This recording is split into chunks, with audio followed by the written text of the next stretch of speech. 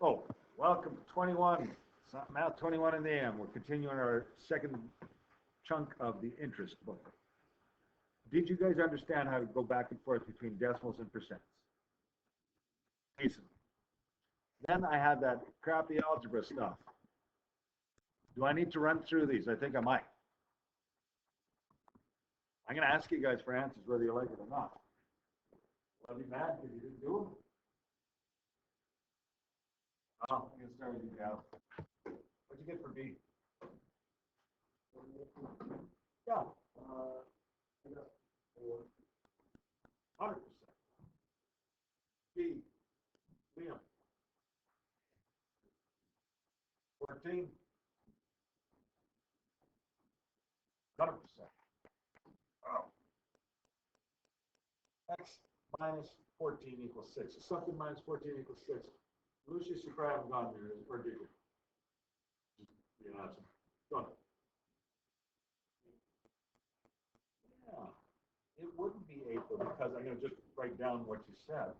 And I know exactly what you're saying. 8 minus 14. That's minus 6 or negative 6. Think about this. $8, you take $14 out of your, the bank card, add them up. You'd be negative 6 in the hole. You'd owe money. It has to be a number bigger than 14. What minus 14 gives you positive 6, high 6? So it has to be a bigger number than 14.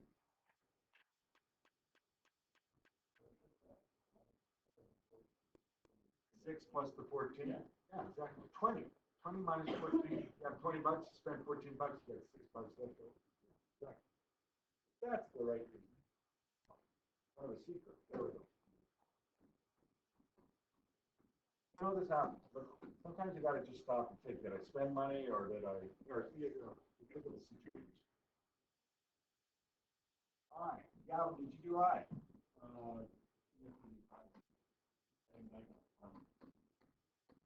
say that's the correct answer too.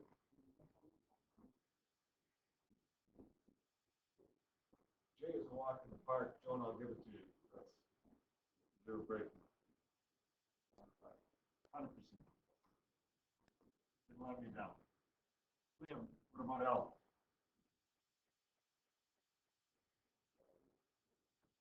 Divided by 8 is 9. X. This is abstract and it's not part of the problem, but I think it is. Kind of reasoning. That reasoning that we have to use to solve some problem. The new stuff here is the simple interest. There's a complex way that's actually used, but if you understand this, at least you understand the idea of you take out a loan, it's going to be compound. Don't take out a loan if it involves having fingers broken to default. Simple interest. We're going to learn this way because it's easy to calculate, and then understand at the bank it's actually a little more complicated. Interest can be a good thing for the person who earns it, but not so nice if you have a loan. So if you're investing money, there'll be an interest rate, and you get paid that portion back after a year or whatever time. Borrowing money, though, the biggest loan people usually make is for a house, to buy a house. They call that loan a special name. It's called a mortgage. It's just a loan, though, but it's for a few $100,000. So it's huge. It's years, 25 years. And you're going to, so if you buy a house, I'm going to just use regular numbers, $300,000 to buy a house. And you might have only put, maybe let's use these now. You put $100,000, good luck getting $100,000. You put $100,000 on to a house for $300,000. That means you owe $200,000. You take this mortgage out, this loan out at the bank, and that $200,000 you might set up 25 years to pay. And maybe your payments are about $1,000 a month. Well, on that $1,000 though, not just chipping away at the $200,000, it's paying costs and interest. Every $1,000 you spend, I'm just throwing out a number, depending on your interest rate, it might be $650 going to the loan amount, and then the other $350 going towards paying costs and interest that you owe the bank. In the box here. Money is not free to borrow. People always find a use for money, so it costs money to borrow money.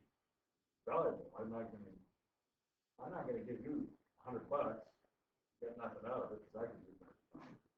But if you say, yeah, I'll pay you back $100 plus an extra $20, maybe I would consider it. I'm not in the business. So don't ask. Interest is charged at a certain rate. It's a percent per given time. Usually it's given by the year. Now, this is current rates. Mortgage rates are all over the map now. They're higher than this. But this is just an idea. So we'll have an interest rate. You'll lock it in for 2 years, maybe for 3 years, 5 years, 10 years.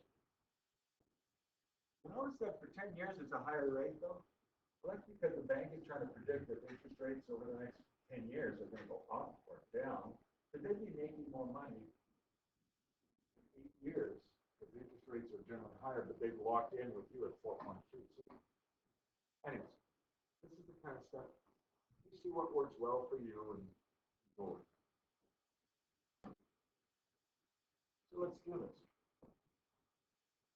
On the stage, right? I'm going to borrow $1,000 from the bank. The local bank says 10% interest. Great. Easier math. Borrow $1,000 for 1 year. The cost will be $1,000 times the 10, but I wouldn't actually use 10. It'd be 0.10 for decimal. And it'll come up with, I owe the bank an extra $100. So I owe them $1,000 for borrowing the money, plus 100, like that's the money I borrowed, plus the $100 just for the privilege.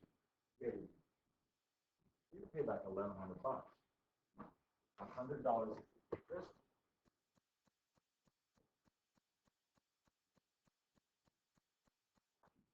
And yeah, I already said this. Interest plus the principal is the word that we use for the big amount of team. Paying for the use of money. And it's useful. Most people would never have a home. Like, how can you come up with $300,000? $300,000. That's why you borrow it over 25 years. Look at the page. That's understandable. Interest. Special words used. Borrowing money. Okay. We've got the bank and we have Alex. Alex is the guy who borrows the money.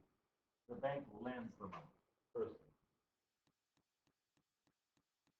I know sometimes people use the word borrow for you. Could you borrow me a pencil? But it's really better to say, could you lend me a pencil? Right? Principal is the amount that you're taking out for the money. Interest is the amount of extra that you're charging the house to pay back. Simple interest loans of more than 1 year. 2 years, 3 years, 10 years. You do the same calculation. It's 10% for $1,000. 1,000 times the decimal 10. But then you just multiply by 2 years, and you're going to even more. That's long too. If it's 5 years, you multiply by 5. That's fine just saying math, but that doesn't usually help us. We need to do math. I'm not going to go through these anymore. I already mentioned 5. Essentially what it is that interest is equal to the principal times the rate as a percent, as a decimal, and the time involved. Hard to do by doing it, let's do one. So you're going to get your pencils up. Little Donna. Okay, I'm not going to do it. Ask the teacher while I'm here. I'm going to tell you. We'll do the first one and then I'll let you do some more. Jerry borrowed $4,000 for 5 years at 6% simple interest. How much interest is that? There's this formula here, but you can just reason it out. Interest I is equal to the principal, the amount you borrow, times the rate as a decimal, the time. So I'm going to just put decimal in where it's interest. I'll just put here. So you know what the time is. You borrow $4,000, that's my principal, right? Just 6%. If I divide that by 100, you don't necessarily need a calculator. What is that as a decimal? 6%? You could do it with a calculator, so go ahead, sure. Fine. So half. Just divide by half. 100.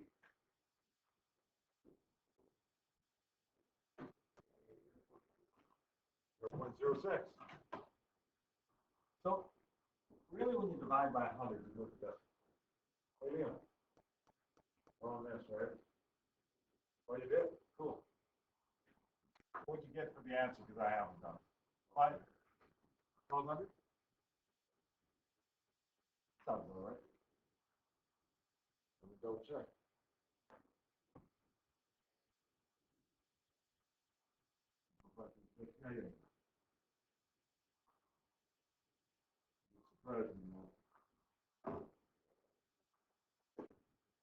After 5 years, you're going to pay this much extra in interest. I think, well, that's a rip-off, $4,000. I'm going to pay $5,200 back. Well, it isn't a rip-off. For 5 years, you had access to that money you wouldn't have had it otherwise, right? It's actually a good deal. Need you to do more of these. So, 2, 3.